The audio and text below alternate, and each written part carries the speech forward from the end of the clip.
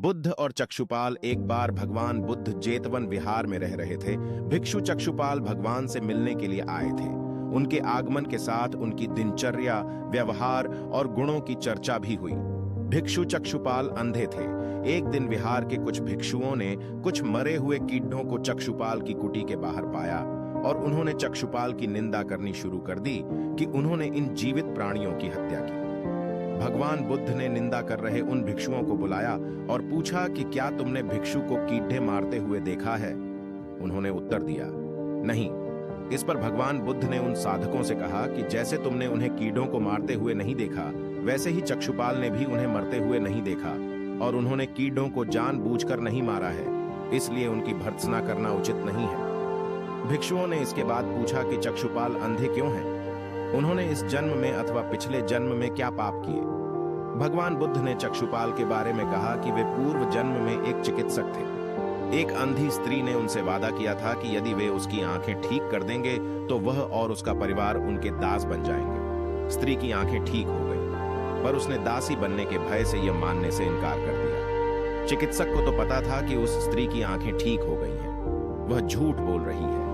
उसे सबक सिखाने के लिए या बदला लेने के लिए चक्षुपाल ने दूसरी दवा दी। उस दवा से महिला फिर अंधी हो गई। वह कितना ही रोई पीटी, लेकिन चक्षुपाल जरा भी नहीं पसीजा। इस पाप के फल स्वरूप अगले जन्म में चिकित्सक को अंधा बनना पड़ डीडा। Asterisk asterisk asterisk asterisk asterisk प्रेरक कहानी 2। परिश्रम और धैर्य। एक बार भगवान बुद्ध अपने अनुयायियों के साथ किसी गांव में उपदेश देने जा रहे थे। उस गांव से पूर्व ही मार्ग में उन लोगों को जगह जगह बहुत सारे गड्ढे खुदे हुए मिले। बुद्ध के एक शिष्य ने उन गड्ढों को देखकर जिज्ञासा प्रकट की, आखिर इस तरह गड्ढे का खुदे होने का तात्पर्य क्या है? बुद्ध बोले, पानी की तलाश में किसी व्यक्ति ने इतने गड्ढे खोदे हैं। यदि वह धैर्यपूर्वक एक ही स्थान पर गड्ढे खोदता तो उसे पानी अवश्य मिल जाता, पर वह थोड़ी देर गड्ढा खोदता और पानी न मिलने पर दूसरा गड्ढा खोदना शुरू कर देता। व्यक्ति को परिश्रम करने के साथ धैर्य भी रखना चाहिए। Asterisk asterisk asterisk asterisk asterisk asterisk asterisk प्रेरक कहानी 3। अमृत की खेती। एक बार भगवान बुद्ध भिक्षा के लिए एक किसान के यहाँ पहुंचे। तथागत को भिक्षा के लिए आया देखकर किसान उपेक्षा से बोला, श्रवण में हल जोतता हूँ और तब खाता हूँ। तुम्हें भी हल जोतना और बीज बोना चाहिए और तब खाना खाना चाहिए। बुद्ध ने कहा, महाराज, मैं भी खेती ही करता हूँ। इस पर किसान को जिज्ञासा हुई और वह बोला, मैं ना तो तुम्हारे पास हल देखता हूं, ना बैल और ना ही खेती का स्थल। तब आप कैसे कहते हैं कि आप भी खेती ही करते हो? आप कृपया अपनी खेती के संबंध में समझाइए।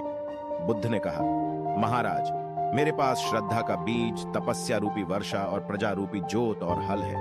पाप भीरुता का दंड है, विचार रूपी रस्सी है, स्मृति और जागरूकता रूपी हल की फाल और पैनी है। मैं वचन और कर्म में संयत रहता हूँ। मैं अपनी इस खेती को बेकार घास से मुक्त रखता हूँ और आनंद की फसल काट लेने तक प्रयत्नशील रहने वाला हूँ। अप्रमाद मेरा बैल है जो बाधाएं देखकर भी पीछे मुंह नहीं मोड़ता है। वह मुझे सीधा शांति धाम तक ले जाता है। इस प्रकार मैं अमृत की खेती करता हूँ। प्रेरक कहानी 4। दान की महिमा। भगवान बुद्ध का जब पाटलिपुत्र में शुभागमन हुआ तो हर व्यक्ति अपनी अपनी सांपत्तिक स्थिति के अनुसार उन्हें उपहार देने की योजना बनाने लगा। राजा बिंबिसार ने भी कीमती हीरे, मोती और रत्न उन्हें पेश किए। बुद्धदेव ने सबको एक हाथ से सहर्ष स्वीकार किया। इसके बाद मंत्रियों, सेठों, साहूकारों ने अपने अपने उपहार उन्हें अर्पित किए और बुद्धदेव ने उन सबको एक हाथ से स्वीकार कर लिया। इतने में एक बुढ़िया लाठी टेकते वहां बुद्धदेव को प्रणाम कर वह बोली, भगवान, जिस समय आपके आने का समाचार मुझे मिला उस समय मैं यह अनार खा रही थी। मेरे पास कोई दूसरी चीज न होने के कारण मैं इस अधकाय फल को ही ले आई। यदि आप मेरी इस तुच्छ भेंट स्वीकार करें तो मैं अहोभाग्य समझूंगा।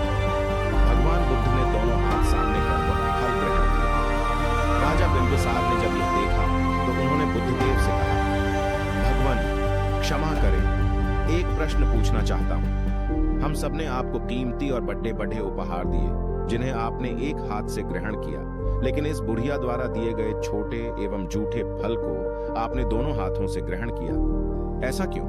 यह सुन बुद्धदेव मुस्कुराए और बोले, राजन, आप सबने अवश्य बहुमूल्य उपहार दिए हैं, किंतु यह सब आपकी संपत्ति का 10वां हिस्सा भी नहीं है।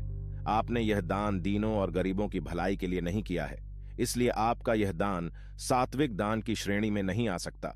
इसके विपरीत इस बुढ़िया ने अपने मुंह का कौर ही मुझे दे डाला है। भले ही यह बुढ़िया निर्धन है, लेकिन इसे संपत्ति की कोई लालसा नहीं है।